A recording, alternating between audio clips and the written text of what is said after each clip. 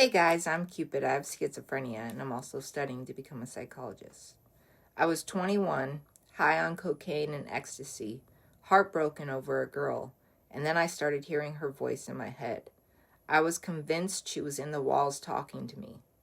If you're living with schizophrenia or any major mental illness, I'm sharing this because I wish someone had sat down and told me these things before everything exploded.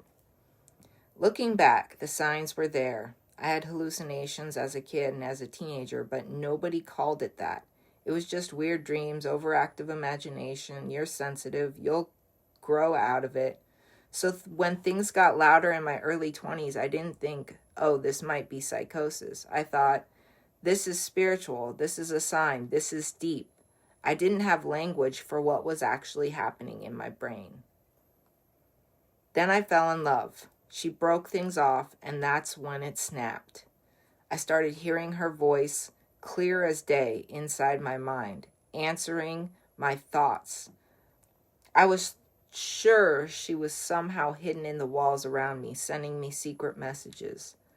Part of me was terrified. Part of me thought, maybe this is some kind of cosmic connection. What I didn't know is that the heartbreak, sleep deprivation, and drugs can collide with an already vulnerable brain and push it into a full psychotic break. Eventually, it got bad enough that I ended up in the hospital. Bright lights, doors locking, people watching me, pills I didn't understand. I felt like my life had been ripped away and stamped with one word: crazy. Nobody sat next to me and said calmly, hey, this is what's happening to your mind. You're not cursed. You're not broken beyond repair. You're going through something real, and there's a path forward. Meds were rough. At first, side effects, fogginess, the feeling that my magic was gone. And because I'd always seen my experience as spiritual, I was scared. If I medicate this, am I killing something sacred? Am I losing my soul? Here's what I've learned. Your experiences can feel spiritual and still be grounded in very real, very human brain condition. Those two things are not enemies. You're allowed to seek treatment and still believe your life has deep spiritual meaning. You're allowed to protect your brain chemistry and still see your sensitivity, your visions, your way of perceiving the world as kind of a gift that just needs support and boundaries. If you're in that terrifying, is this psychosis phase, or you love someone who is, here are 3 things I wish someone had told me during my first break.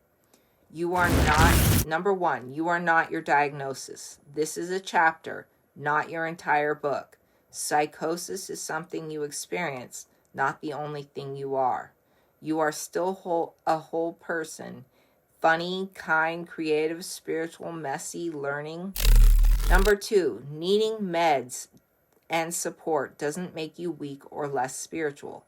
If you had diabetes, you wouldn't feel guilty for needing insulin. Needing antipsychotics, therapy, sleep structure, that's not a failure. It's taking care of a very sensitive nervous system so you can actually live your purpose instead of being swallowed by symptoms. Number 3, there is a future for you. In the hospital, it felt like my life was over. No career, no love, no joy, nothing. That was a lie my fear was telling me.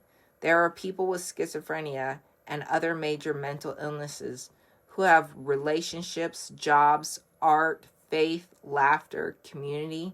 Your path might look different, slower, more intentional, but there is a path. Your story does not end with your first break.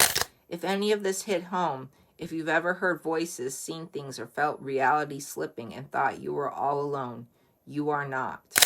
Follow or subscribe for more honest stories about psychosis, schizophrenia, and the spiritual side of mental illness. Hit the bell so you don't miss the next video, and tell me in the comments what you wish someone had told you on day 1.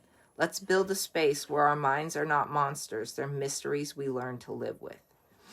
Thank you to all of my subscribers and followers for subscribing and following me. I really appreciate it. Keep sharing my videos. The more people I reach, the more people I can help. And I would love to help as many people as possible. Remember, I am on 3 different platforms with these videos: YouTube, Instagram, and TikTok. I have all kinds of different stuff on each platform, so please feel free to follow me on all 3 and check out my older posts where I have things from my episodes. If there's anything you want me to talk about in my videos, please comment below and let me know. I will come up with a video for your topic. Be safe, be good to yourselves, and as always, I love you guys. Bye.